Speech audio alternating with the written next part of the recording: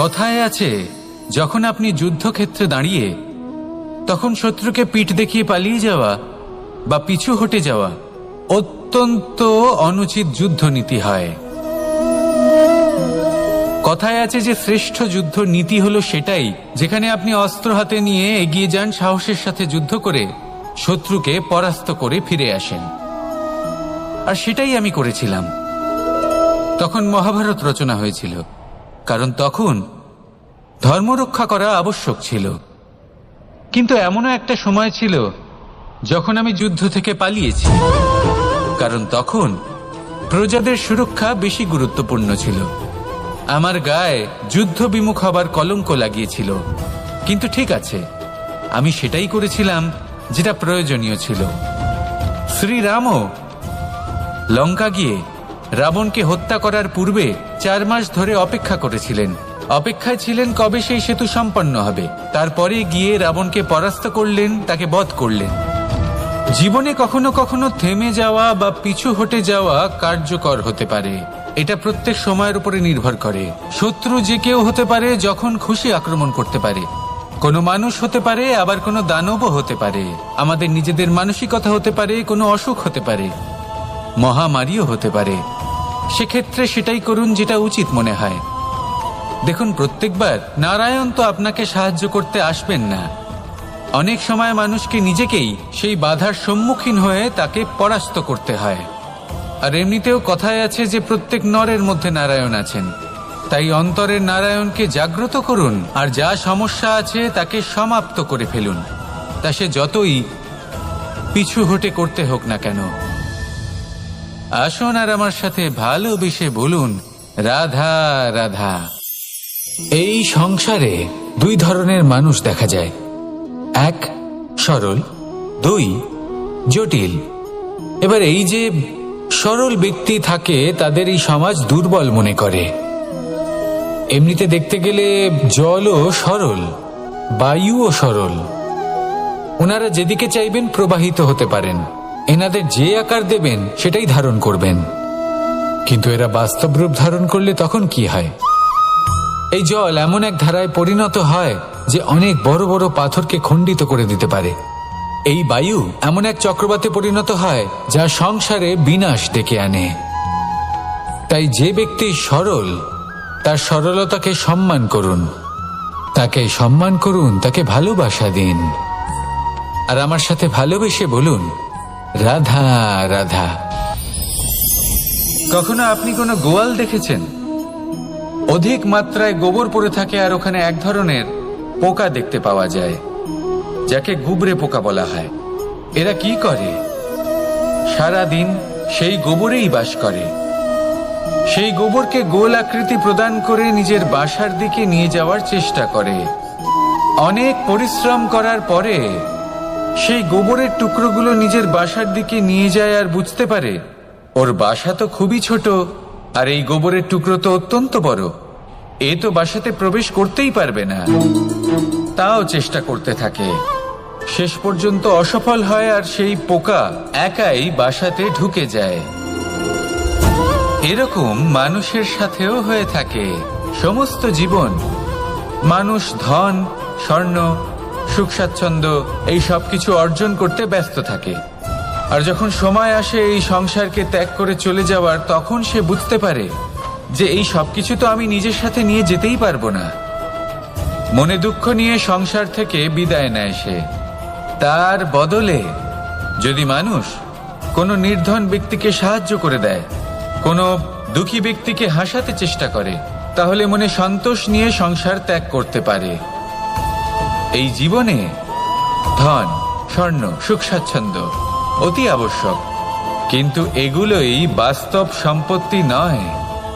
তাহলে কি এই বাস্তব সম্পত্তি, সেটা বুঝতে শিখুন, আর আমার সাথে ভালোবেসে বলুন, রাধা রাধা।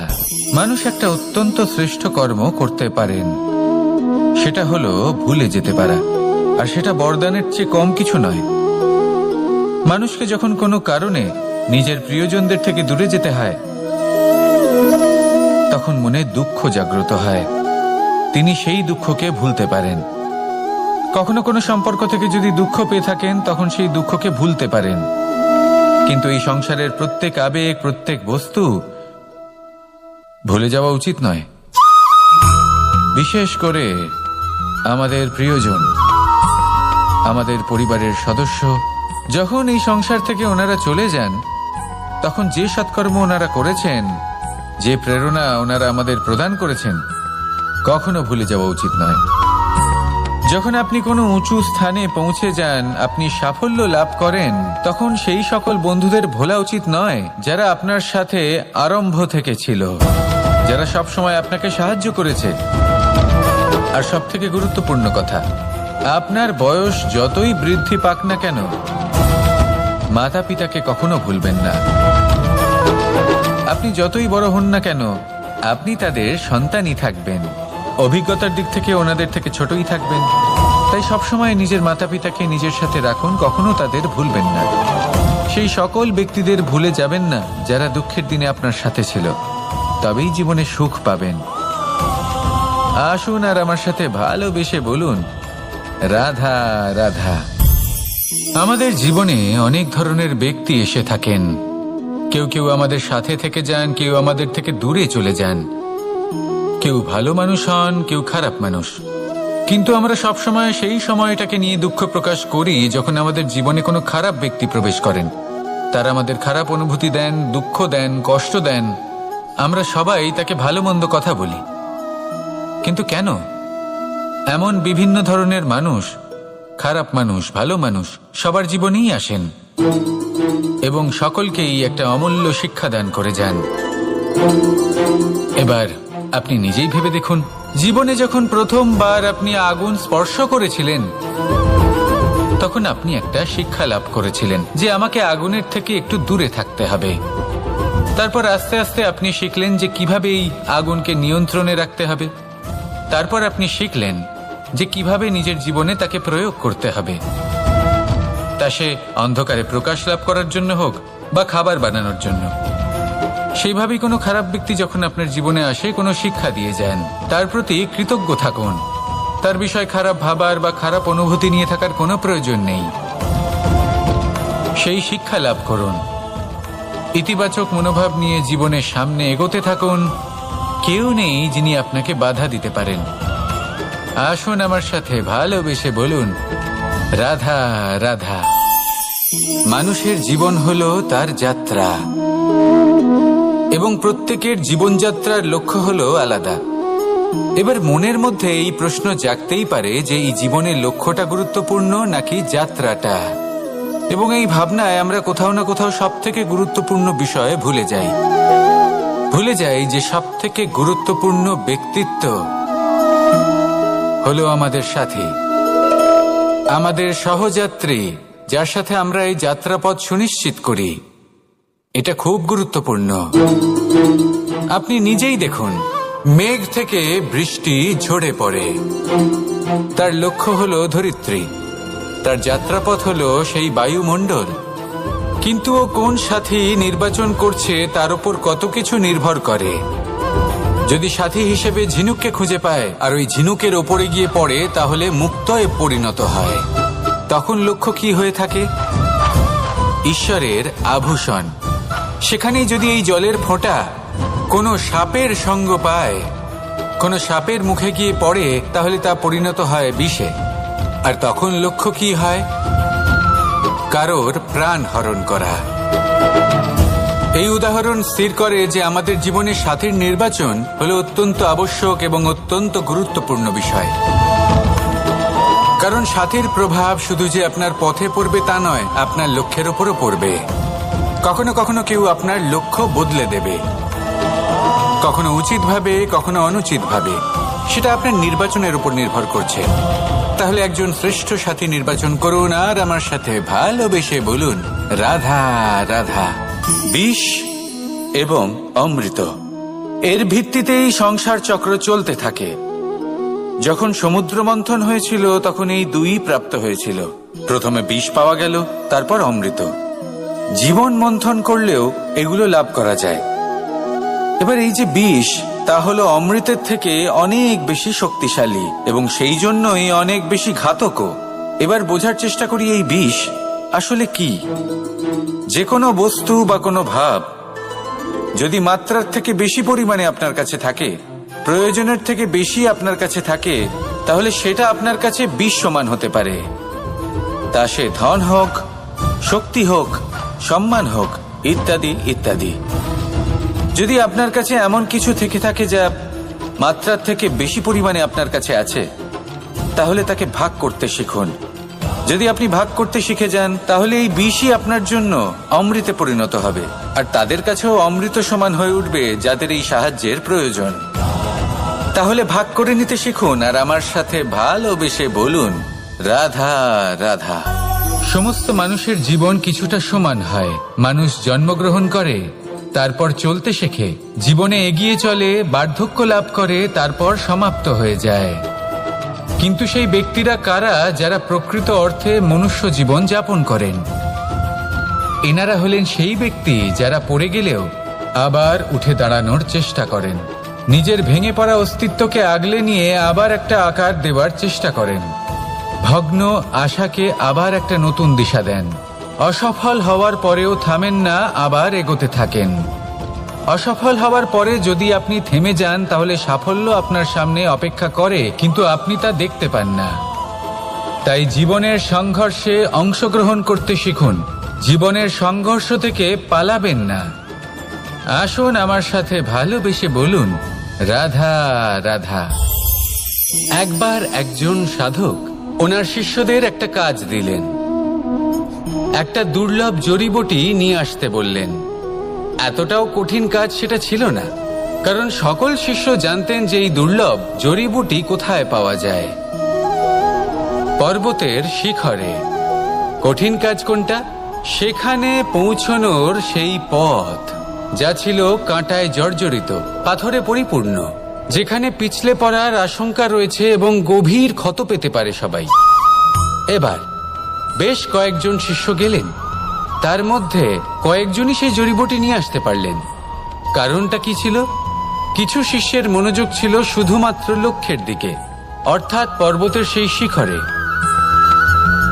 কিছু শিষ্যের মনোযোগ ছিল পথের এই সংকটগুলির ওপর। কিছুজন নিজের সমস্ত মনোযোগ, সমস্ত শক্তি কেন্দ্রীভূত করলেন শুধুমাত্র লক্ষ্যের দিকে। বাকিরা মনোনিবেশ করলেন এই সংকটের থেকে নিজেকে বাঁচাতে। কিন্তু যাদের মনোযোগ শুধু লক্ষ্যের দিকে ছিল, শুধু তারাই জড়িবুটি নিয়ে আসতে পারলেন। কারণ কি ছিল? একটা সহজ ব্যাপার যা আমাদের বুঝতে হবে।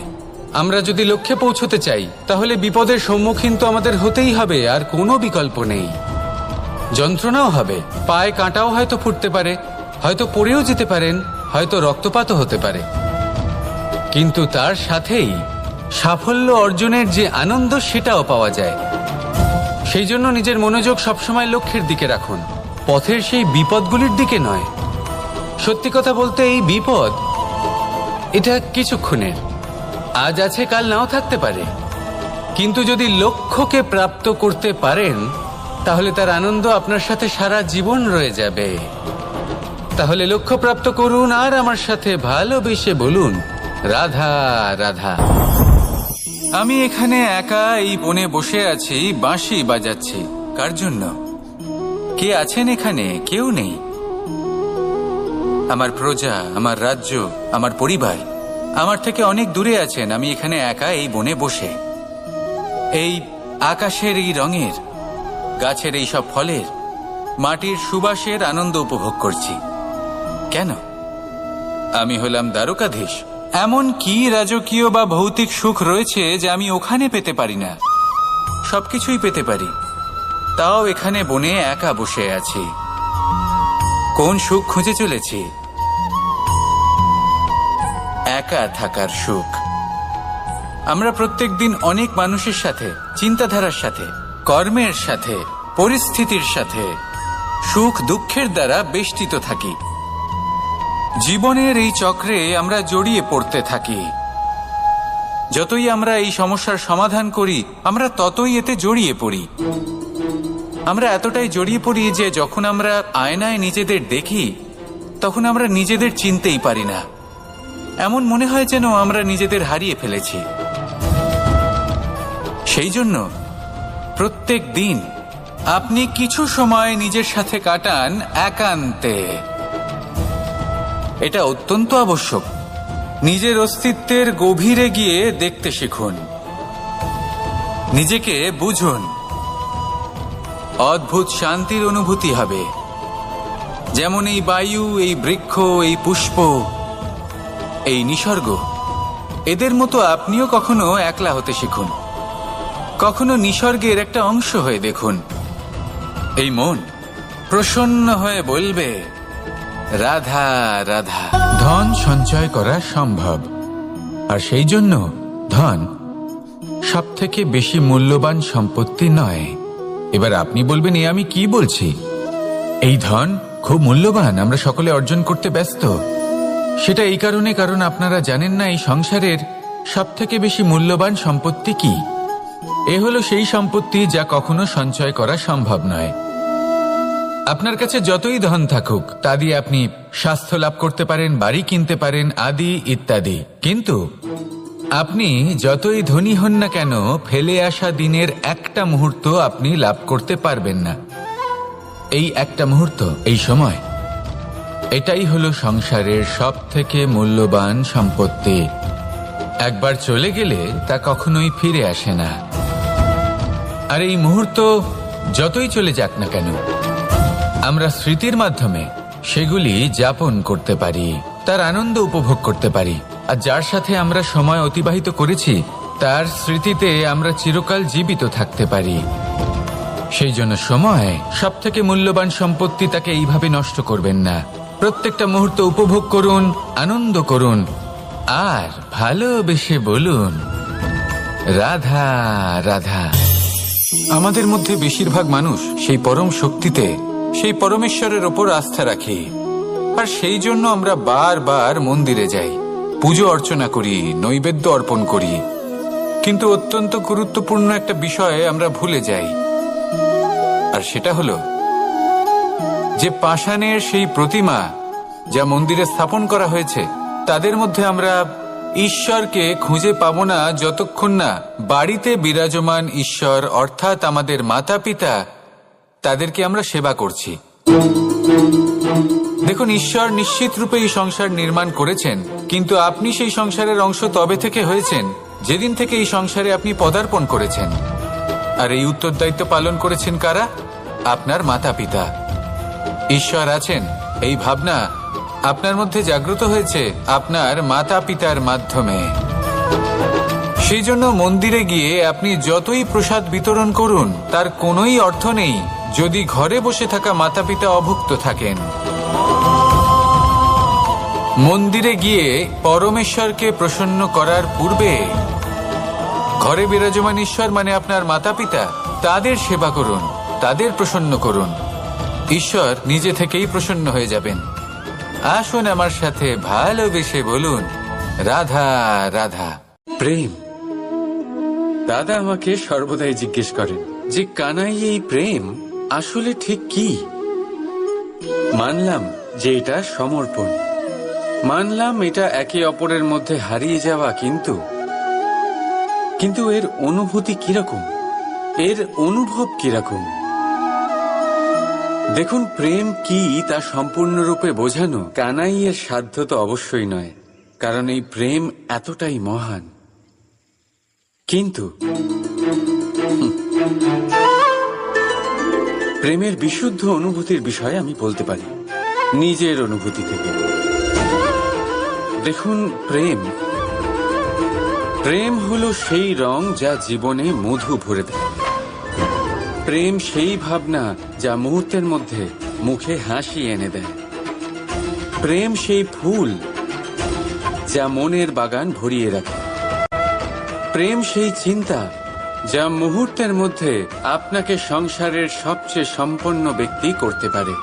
এই প্রেম হলো তাই যা তপ্ত মরুভূমিতে আপনাকে জীবিত রাখতে পারে। এই প্রেম তাই যা আপনার আত্মাকে তৃপ্ত করে। এই প্রেম হলো তাই যা আপনার মুখে হাসি এনে দেয়, যেমন এখন এই মুহূর্তে রাধা আমার মুখে নিয়ে এসেছে। অদ্ভুত এই প্রেম।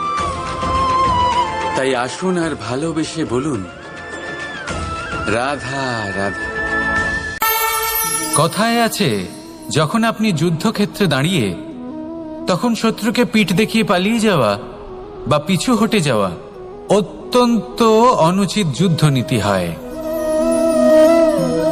কথায় আছে যে শ্রেষ্ঠ যুদ্ধ নীতি হলো সেটাই যেখানে আপনি অস্ত্র হাতে নিয়ে এগিয়ে যান, সাহসের সাথে যুদ্ধ করে শত্রুকে পরাস্ত করে ফিরে আসেন। আর সেটাই আমি করেছিলাম। তখন মহাভারত রচনা হয়েছিল, কারণ তখন ধর্মরক্ষা করা আবশ্যক ছিল। কিন্তু এমনও একটা সময় ছিল যখন আমি যুদ্ধ থেকে পালিয়েছি, কারণ তখন প্রজাদের সুরক্ষা বেশি গুরুত্বপূর্ণ ছিল। আমার গায়ে যুদ্ধ বিমুখ হবার কলঙ্ক লাগিয়েছিল। কিন্তু ঠিক আছে, আমি সেটাই করেছিলাম যেটা প্রয়োজনীয় ছিল। শ্রীরামও লঙ্কা গিয়ে রাবণকে হত্যা করার পূর্বে 4 মাস ধরে অপেক্ষা করেছিলেন। অপেক্ষায় ছিলেন কবে সেই সেতু সম্পন্ন হবে। তারপরে গিয়ে রাবণকে পরাস্ত করলেন, তাকে বধ করলেন। জীবনে কখনো কখনো থেমে যাওয়া বা পিছু হটে যাওয়া কার্যকর হতে পারে। এটা প্রত্যেক সময়ের উপরে নির্ভর করে। শত্রু যে কেউ হতে পারে, যখন খুশি আক্রমণ করতে পারে। কোনো মানুষ হতে পারে, আবার কোনো দানবও হতে পারে। আমাদের নিজেদের মানসিকতা হতে পারে, কোনো অসুখ হতে পারে, মহামারীও হতে পারে। সেক্ষেত্রে সেটাই করুন যেটা উচিত মনে হয়। দেখুন, প্রত্যেকবার নারায়ণ তো আপনাকে সাহায্য করতে আসবেন না। অনেক সময় মানুষকে নিজেকেই সেই বাধার সম্মুখীন হয়ে তাকে পরাস্ত করতে হয়। আর এমনিতেও কথায় আছে যে প্রত্যেক নরের মধ্যে নারায়ণ আছেন। তাই অন্তরের নারায়ণকে জাগ্রত করুন, আর যা সমস্যা আছে তাকে সমাপ্ত করে ফেলুন, তা সে যতই পিছু হটে করতে হোক না কেন। আসুন আর আমার সাথে ভালোবেসে বলুন, রাধা রাধা। এই সংসারে 2 ধরনের মানুষ দেখা যায়, 1 সরল, 2 জটিল। এবার এই যে সরল ব্যক্তি থাকে, তাদের এই সমাজ দুর্বল মনে করে। এমনিতে দেখতে গেলে জলও সরল, বায়ুও সরল। ওনারা যেদিকে চাইবেন প্রবাহিত হতে পারেন। এনাদের যে আকার দেবেন সেটাই ধারণ করবেন। কিন্তু এরা বাস্তব রূপ ধারণ করলে তখন কি হয়? এই জল এমন এক ধারায় পরিণত হয় যে অনেক বড় বড় পাথরকে খণ্ডিত করে দিতে পারে। এই বায়ু এমন এক চক্রবাতে পরিণত হয় যা সংসারে বিনাশ ডেকে আনে। তাই যে ব্যক্তি সরল, তার সরলতাকে সম্মান করুন, তাকে সম্মান করুন, তাকে ভালোবাসা দিন। আর আমার সাথে ভালোবেসে বলুন, রাধা রাধা। কখনো আপনি কোনো গোয়াল দেখেছেন? অধিক মাত্রায় গোবর পড়ে থাকে, আর ওখানে এক ধরনের পোকা দেখতে পাওয়া যায়, যাকে গুবরে পোকা বলা হয়। এরা কি করে? সারা দিন সেই গোবরেই বাস করে। সেই গোবরকে গোল আকৃতি প্রদান করে নিজের বাসার দিকে নিয়ে যাওয়ার চেষ্টা করে। অনেক পরিশ্রম করার পরে সেই গোবরের টুকরোগুলো নিজের বাসার দিকে নিয়ে যায়, আর বুঝতে পারে ওর বাসা তো খুবই ছোট, আর এই গোবরের টুকরো তো অত্যন্ত বড়। এ তো বাসাতে প্রবেশ করতেই পারবে না। তাও চেষ্টা করতে থাকে, শেষ পর্যন্ত অসফল হয়, আর সেই পোকা একাই বাসাতে ঢুকে যায়। এরকম মানুষের সাথেও হয়ে থাকে। সমস্ত জীবন মানুষ ধন, স্বর্ণ, সুখ স্বাচ্ছন্দ্য এই সব কিছু অর্জন করতে ব্যস্ত থাকে। আর যখন সময় আসে এই সংসারকে ত্যাগ করে চলে যাওয়ার, তখন সে বুঝতে পারে যে এই সবকিছু তো আমি নিজের সাথে নিয়ে যেতেই পারবো না। মনে দুঃখ নিয়ে সংসার থেকে বিদায় নেয় সে। তার বদলে যদি মানুষ কোনো নির্ধন ব্যক্তিকে সাহায্য করে দেয়, কোনো দুঃখী ব্যক্তিকে হাসাতে চেষ্টা করে, তাহলে মনে সন্তোষ নিয়ে সংসার ত্যাগ করতে পারে। এই জীবনে ধন, স্বর্ণ, সুখ স্বাচ্ছন্দ্য অতি আবশ্যক, কিন্তু এগুলোই বাস্তব সম্পত্তি নয়। তাহলে কি এই বাস্তব সম্পত্তি, সেটা বুঝতে শিখুন, আর আমার সাথে ভালোবেসে বলুন, রাধা রাধা। মানুষ একটা অত্যন্ত শ্রেষ্ঠ কর্ম করতে পারেন, সেটা হলো ভুলে যেতে পারা। আর সেটা বরদানের চেয়ে কম কিছু নয়। মানুষকে যখন কোনো কারণে নিজের প্রিয়জনদের থেকে দূরে যেতে হয়, তখন মনে দুঃখ জাগ্রত হয়। তিনি সেই দুঃখকে ভুলতে পারেন। কখনো কোনো সম্পর্ক থেকে যদি দুঃখ পেয়ে থাকেন, তখন সেই দুঃখকে ভুলতে পারেন। কিন্তু এই সংসারের প্রত্যেক আবেগ, প্রত্যেক বস্তু ভুলে যাওয়া উচিত নয়। বিশেষ করে আমাদের প্রিয়জন, আমাদের পরিবারের সদস্য। যখন এই সংসার থেকে ওনারা চলে যান, তখন যে সৎকর্ম ওনারা করেছেন, যে প্রেরণা ওনারা আমাদের প্রদান করেছেন, কখনো ভুলে যাওয়া উচিত নয়। যখন আপনি কোনো উঁচু স্থানে পৌঁছে যান, আপনি সাফল্য লাভ করেন, তখন সেই সকল বন্ধুদের ভোলা উচিত নয় যারা আপনার সাথে আরম্ভ থেকে ছিল, যারা সব সময় আপনাকে সাহায্য করেছে। আর সব থেকে গুরুত্বপূর্ণ কথা, আপনার বয়স যতই বৃদ্ধি পাক না কেন, মাতা পিতাকে কখনো ভুলবেন না। আপনি যতই বড় হন না কেন, আপনি তাদের সন্তানই থাকবেন। অভিজ্ঞতার দিক থেকে ওনাদের থেকে ছোটই থাকবেন। তাই সবসময় নিজের মাতা পিতাকে নিজের সাথে রাখুন, কখনো তাদের ভুলবেন না। সেই সকল ব্যক্তিদের ভুলে যাবেন না যারা দুঃখের দিনে আপনার সাথে ছিল, তবেই জীবনে সুখ পাবেন। আসুন আর আমার সাথে ভালোবেসে বলুন, রাধা রাধা। আমাদের জীবনে অনেক ধরনের ব্যক্তি এসে থাকেন। কেউ কেউ আমাদের সাথে থেকে যান, কেউ আমাদের থেকে দূরে চলে যান। কেউ ভালো মানুষ হন, কেউ খারাপ মানুষ। কিন্তু আমরা সবসময় সেই সময়টাকে নিয়ে দুঃখ প্রকাশ করি যখন আমাদের জীবনে কোনো খারাপ ব্যক্তি প্রবেশ করেন। তারা আমাদের খারাপ অনুভূতি দেন, দুঃখ দেন, কষ্ট দেন। আমরা সবাই তাকে ভালো মন্দ কথা বলি। কিন্তু কেন? এমন বিভিন্ন ধরনের মানুষ, খারাপ মানুষ, ভালো মানুষ, সবার জীবনেই আসেন এবং সকলকেই একটা অমূল্য শিক্ষা দান করে যান। এবার আপনি নিজেই ভেবে দেখুন, জীবনে যখন প্রথমবার আপনি আগুন স্পর্শ করেছিলেন, তখন আপনি একটা শিক্ষা লাভ করেছিলেন যে আমাকে আগুনের থেকে একটু দূরে থাকতে হবে। তারপর আস্তে আস্তে আপনি শিখলেন যে কিভাবে এই আগুনকে নিয়ন্ত্রণে রাখতে হবে। তারপর আপনি শিখলেন যে কিভাবে নিজের জীবনে তাকে প্রয়োগ করতে হবে, তা সে অন্ধকারে প্রকাশ লাভ করার জন্য হোক বা খাবার বানানোর জন্য। সেইভাবেই কোনো খারাপ ব্যক্তি যখন আপনার জীবনে আসে, কোনো শিক্ষা দিয়ে যান, তার প্রতি কৃতজ্ঞ থাকুন। তার বিষয় খারাপ ভাবার বা খারাপ অনুভূতি নিয়ে থাকার কোনো প্রয়োজন নেই। সেই শিক্ষা লাভ করুন, ইতিবাচক মনোভাব নিয়ে জীবনের সামনে এগোতে থাকুন। কেউ নেই যিনি আপনাকে বাধা দিতে পারেন। আসুন আমার সাথে ভালোবেসে বলুন, রাধা রাধা। মানুষের জীবন হলো তার যাত্রা এবং প্রত্যেকের জীবনযাত্রার লক্ষ্য হলো আলাদা। এবার মনের মধ্যে এই প্রশ্ন জাগতেই পারে যে এই জীবনের লক্ষ্যটা গুরুত্বপূর্ণ নাকি যাত্রাটা। এবং এই ভাবনায় আমরা কোথাও না কোথাও সব থেকে গুরুত্বপূর্ণ বিষয়ে ভুলে যাই।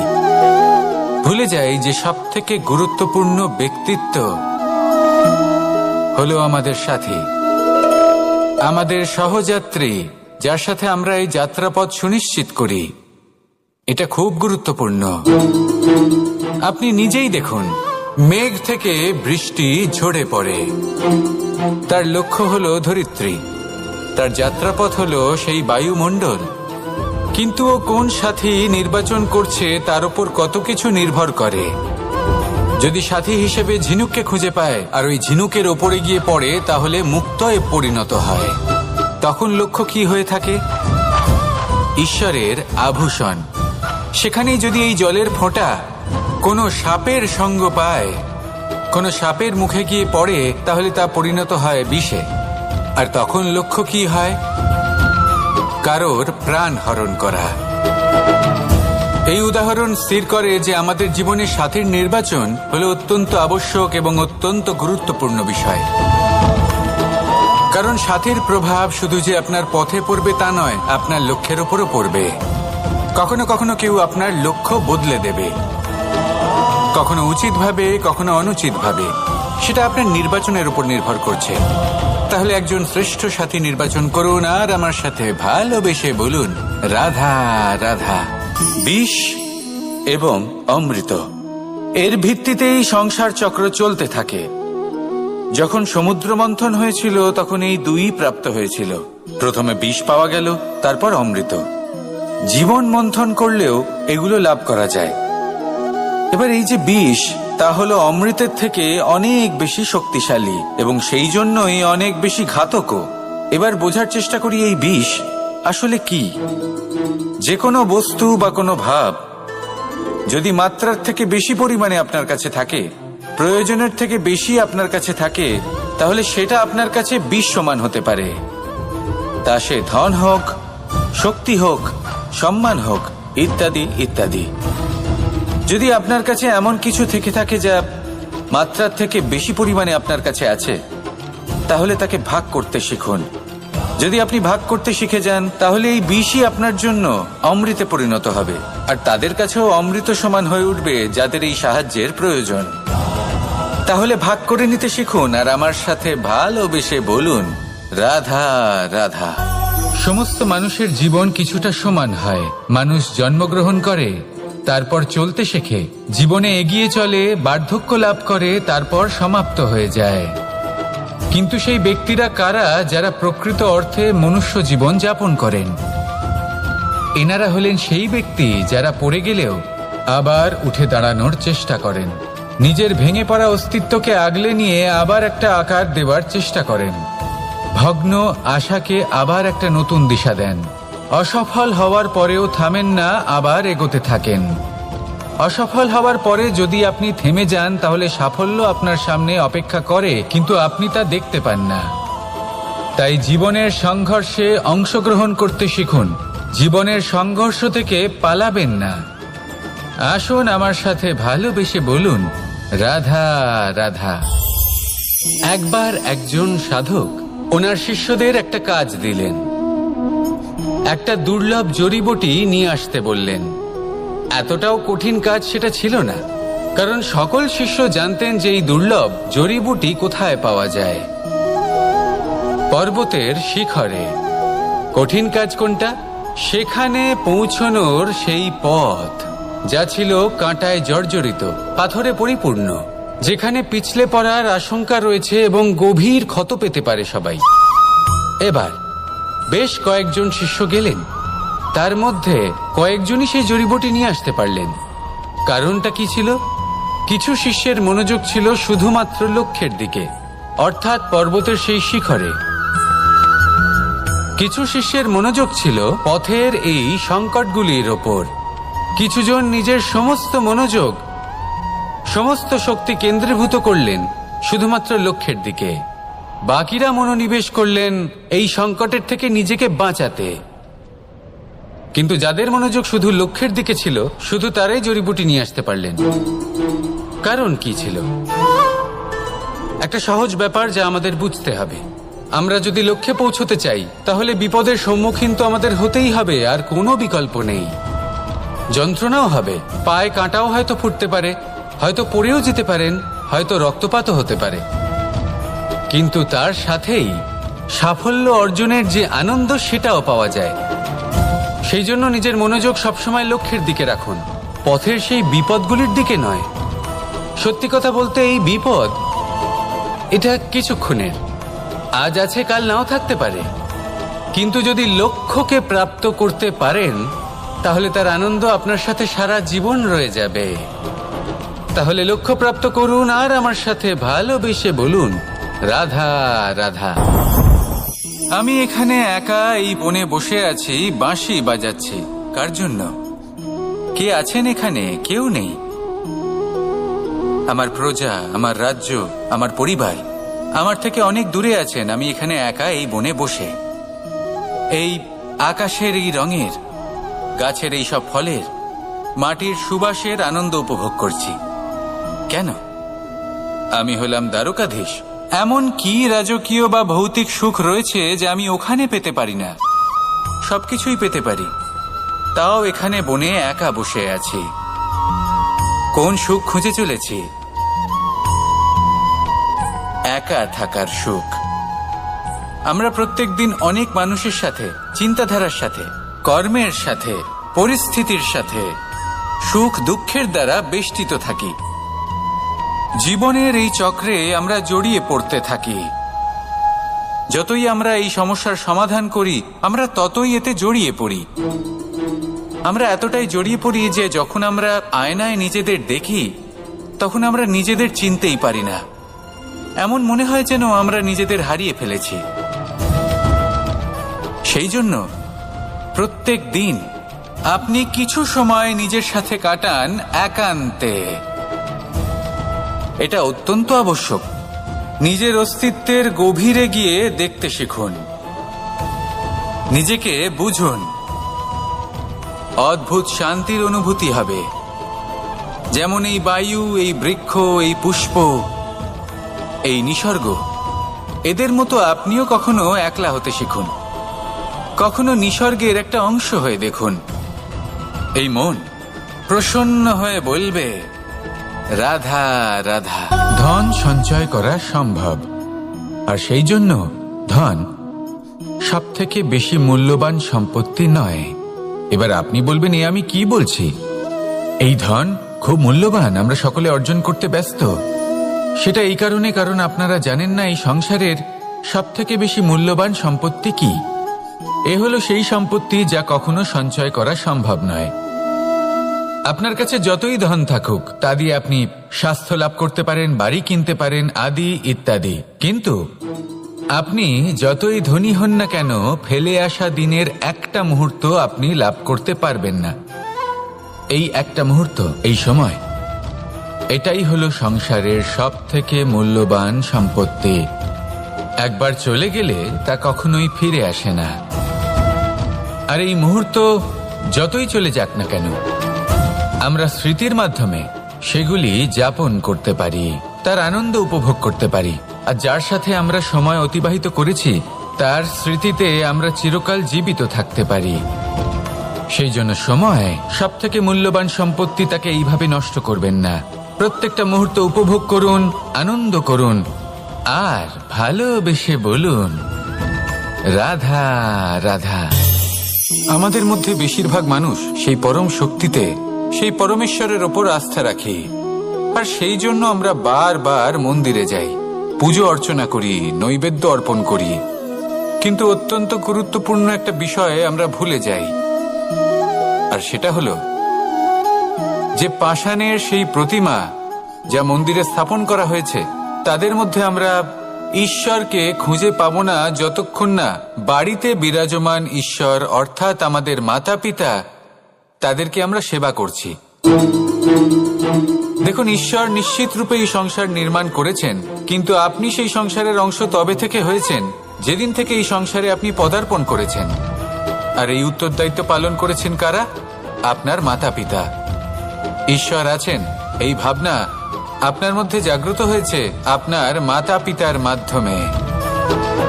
সেই জন্য মন্দিরে গিয়ে আপনি যতই প্রসাদ বিতরণ করুন, তার কোনোই অর্থ নেই যদি ঘরে বসে থাকা মাতা পিতা অভুক্ত থাকেন। মন্দিরে গিয়ে পরমেশ্বরকে প্রসন্ন করার পূর্বে ঘরে বিরাজমান ঈশ্বর মানে আপনার মাতা পিতা, তাদের সেবা করুন, তাদের প্রসন্ন করুন। ঈশ্বর নিজে থেকেই প্রসন্ন হয়ে যাবেন। আসুন আমার সাথে ভালোবেসে বলুন, রাধা রাধা। প্রেম।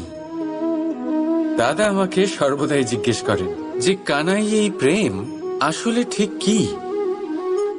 মানলাম যে এটা সমর্পণ, মানলাম এটা একে অপরের মধ্যে হারিয়ে যাওয়া, কিন্তু এর অনুভূতি কিরকম, এর অনুভব কিরকম? দেখুন, প্রেম কি তা সম্পূর্ণরূপে বোঝানো কানাইয়ের সাধ্য তো অবশ্যই নয়, কারণ এই প্রেম এতটাই মহান। কিন্তু প্রেমের বিশুদ্ধ অনুভূতির বিষয়ে আমি বলতে পারি নিজের অনুভূতি থেকে। দেখুন, প্রেম হলো সেই রং যা জীবনে মধু ভরে দেয়। প্রেম সেই ভাবনা যা মুহূর্তের মধ্যে মুখে হাসি এনে দেয়। প্রেম সেই ফুল যা মনের বাগান ভরিয়ে রাখে। প্রেম সেই চিন্তা যা মুহূর্তের মধ্যে আপনাকে সংসারের সবচেয়ে সম্পন্ন ব্যক্তি করতে পারে। এই প্রেম হলো তাই যা তপ্ত মরুভূমিতে আপনাকে জীবিত রাখতে পারে। এই প্রেম তাই যা আপনার আত্মাকে তৃপ্ত করে। এই প্রেম হলো তাই যা আপনার মুখে হাসি এনে দেয়, যেমন এখন এই মুহূর্তে রাধা আমার মুখে নিয়ে এসেছে। অদ্ভুত এই প্রেম। তাই আসুন আর ভালোবেসে বলুন, রাধা রাধা।